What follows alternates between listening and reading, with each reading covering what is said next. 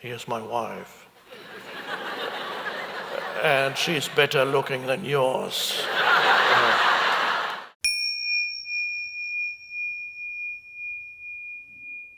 Now you begin to lose the present moment internally when the place you want to get to, whatever that may be, whether it's tomorrow or in 5 years' time, or even 5 minutes from now, you lose the present moment and your state of mind becomes somewhat or very dysfunctional when whatever goal you have or destination you have in the future occupies more of your attention than the present moment. So the place you want to get to or achieve, one day when I'll become a great this or that, perhaps you have a great idea of, maybe let's say you want to become a rock star. I want to be a rock star. Okay, well hopefully you enjoy music and have not just a mental image of who you want to be as somebody important, but you don't enjoy the several years that you need to get there. If you don't enjoy the journey, which is always now, the step you're taking at this moment, if there's a lack of enjoyment, then you have lost the present moment, and the place you want to get to has assumed an importance that becomes dysfunctional. So this is already mentioned in ancient scriptures as a teaching. For example, in the ancient Bhagavad Gita, the wonderful, if you haven't read it yet, wonderful ancient Indian scripture, it talks of not being too attached to what it calls the fruit of your action, which is the outcome, which is you project yourself, one day I'm going to be happy. That's the fruit. One day when people realize that I'm a fantastic human being, and I get all the recognition from people, then I'll be fine. When I have those possessions that I need, I won't be happy until I have a private jet. Doesn't have to be big, just a little one. I won't be happy until then I feel I'm fully myself. I cannot be fully myself unless I have a car that's better than most people's cars. And so you strive towards that, and in the meantime, you're not happy because you're striving towards a place that promises some form of fulfillment, whether you call it happiness or having arrived, or the weird expression in the English language, making it. Making what? I want to make it. And then you have weird ideas in your mind. An enormous amount of fear arises because you have certain thoughts, especially at 3 o'clock in the morning. You wake up and the mind starts up and a weird word comes.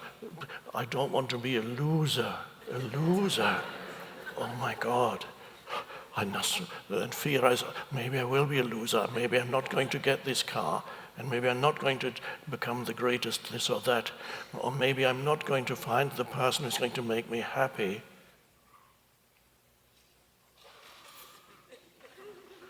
Well, you won't. There is no human being on the planet that can make you happy unless you find the source of happiness within yourself, in which case you'll be quite happy with somebody. It's likely, but that person will not cause you the happiness except while you are going through the honeymoon period. And that is human beings. You look to human beings. Some future, I need to meet my soulmate. I need to meet or whatever it is. Or maybe it's a trophy wife. You can show off. Here's my wife. and she's better looking than yours.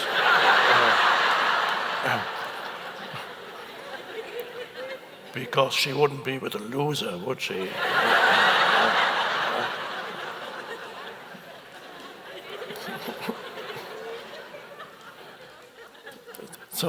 And then, of course, after a little while, the trophy wife won't satisfy you, and then you have to look somewhere else. In fact, she might make you unhappy, or you make her unhappy. You make each other unhappy. So this is very common.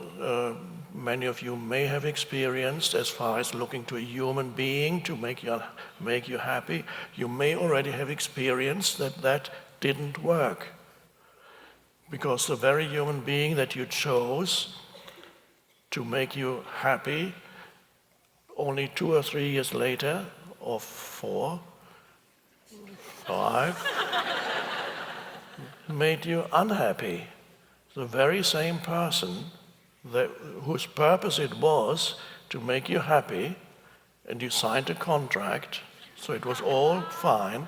The contract was signed, and then something happened that wasn't supposed to happen.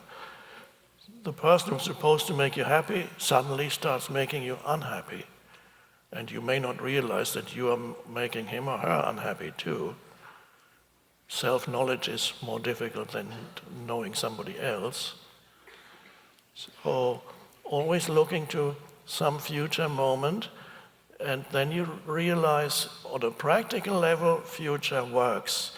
But on a deeper level, finding a true satisfaction in life, you have to look somewhere else. All these things are good.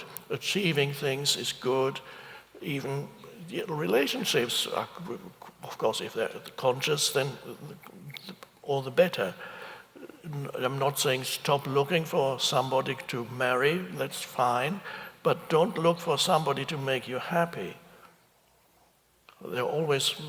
I don't look at these things anymore, but in the past when people put ads, I sometimes enjoyed reading ads, and when they had newspaper ads for finding relationships or marriage ads, it was always amusing what people were looking for.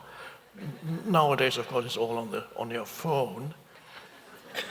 It's called Tinder. And the hand movement associated with it, apparently, I've never actually looked at Tinder, but I know that the hand movement associated with it goes like this. And each wife represents a human being. Well, that's weird, very weird. So when I enjoyed reading the newspaper ads, and sometimes it said, looking for woman or man to make me happy. Oh dear, I thought. So the future then, what is the future that never appears, that can completely occupy our attention to such an extent that we lose actually the most important thing in life, and that is to be at home with yourself in the present moment, to feel where you are, to feel a kind of, this may sound a little strange, to feel a connectedness with being. The connectedness with being, so that you're rooted in something deep, abiding. There's a deep peace, not a dead kind of peace, but an alive peace. To be rooted within yourself, to be yourself, here and now, in this moment. Losing that, or never discovering it, never realizing even the possibility of this existing in your life, then if you don't find the true meaning of present moment, of the now, which is very deep, as we will see, it's very deep, then you live flitting around the surface of life. There's always some future moment to either be afraid of or be attracted to.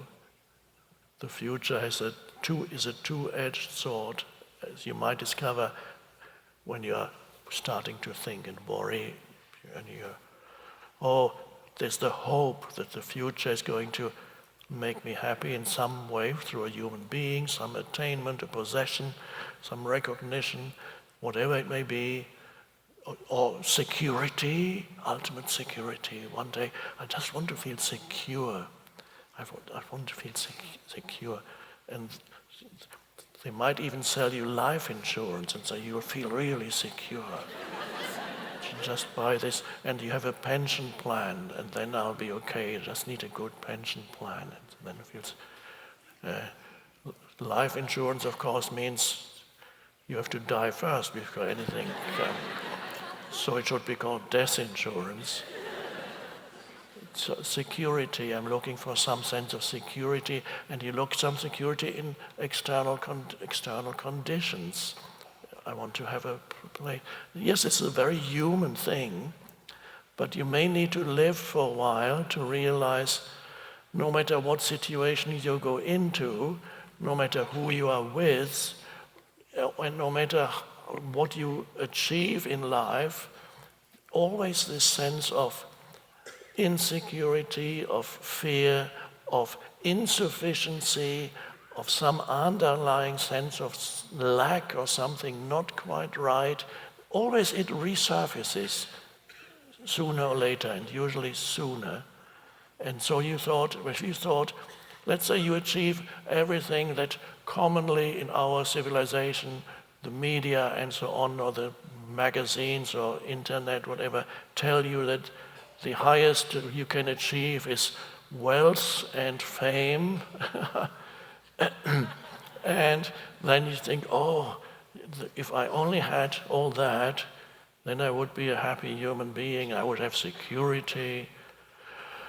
And of course, many human beings who have achieved it, I've met quite a few, that was quite interesting, who in the eyes of the world had everything, and they were unhappy. In fact, some of them were more unhappy when they got everything than before, when they still were striving to achieve those things. They were more unhappy because now, when you have already tasted everything, you no longer have some ideas that once I achieve that, I'll be happy. Well, you have everything. What can you achieve now? Okay, well, you could think enlightenment. I've got the private jet. I've got all the money that I can do anything, but I'm still unhappy. Okay, if the unhappiness that arises there, if that brings you to the possibility of awakening, then that's a good thing. Now, the thing we need to recognize is no matter what you achieve, there's nothing wrong with achievement. But ultimately, that is not which is going to give you this sense of self that you are looking for, that sense of being rooted, that sense of security. Everything in this world is insecure, ultimately. No matter how secure your job may be, whatever, there's the radical insecurity and uncertainty. Nobody knows what the next moment will bring because it can only appear as this moment. What is the future then that everybody looks to? It's always associated with a thinking. It's a thought. On a deeper level, future is a thought in your head, and you only experience it ever as a thought in your head. That's the only reality future has. Isn't that interesting? It has no actual, immediate existential reality except as a thought that you're thinking about some future moment. But even while you're thinking that thought, it's still the present moment and you don't even know it. Because nothing can happen that's not in the present moment. And then there's the past. When you think about the past, again, where is the past? It's in your head, it's a thought in your head or a sequence of thought in your head. So future and past are associated, intrinsically linked with the activity of thinking.